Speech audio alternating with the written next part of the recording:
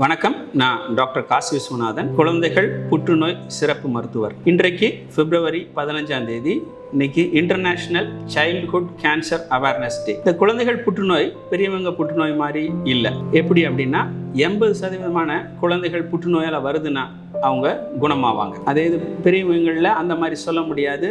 Maybe ஒரு 50% பேர் குணமாக முடியும். இதில் அவேர்னஸ்ங்கிறது ரொம்ப இம்பார்ட்டன்ட். இது விழிப்புணர்வு இருந்தால் தான் இந்த குழந்தைகளை நம்ம காப்பாற்ற முடியும். ஏர்லி ஸ்டேஜில் நம்ம டயக்னோஸ் பண்ணணும். இதுக்கு பொதுமக்கள் இடையில அவேர்னஸ் வேணும். பிரைமரி டாக்டர்ஸ், ஃபேமிலி டாக்டர்ஸ், குழந்தைகள் மருத்துவர், இவங்களுக்கெல்லாம் இந்த ஏர்லியாக இந்த புற்றுநோயை கண்டுபிடிக்கிறதுக்கு நம்ம விழிப்புணர்வு ஏற்படுத்தணும். இதை கண்டுபிடிச்சிட்டோம்னா ஸ்பெஷலைஸ்டு பீடியாட்ரிக் கேன்சர் சென்டர்ஸில் இதை ட்ரீட்மெண்ட் பண்ணணும். அப்போ தான் நம்ம பெரும்பாலான குழந்தைகளை காப்பாற்ற முடியும். இதில் ஒரு சில புற்றுநோய்கள் காமனாக இருக்கக்கூடிய குழந்தைகளில் வரக்கூடிய புற்றுநோயை பற்றி, அதனுடைய அறிகுறிகளை பற்றி நான் சொல்கிறேன். மோஸ்ட் காமன் பிளட் கேன்சர், அதாவது லுக்கீமியா, லிம்போமா.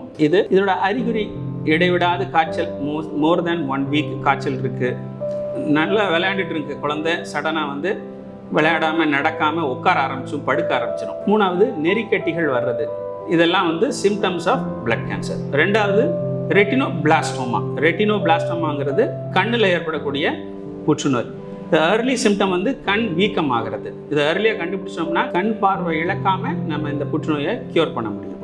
3வது பிரெயின் டியூமர். இதோடைய ஏர்லி சிம்டம்ஸ் டெவலப்மெண்டல் டிலே.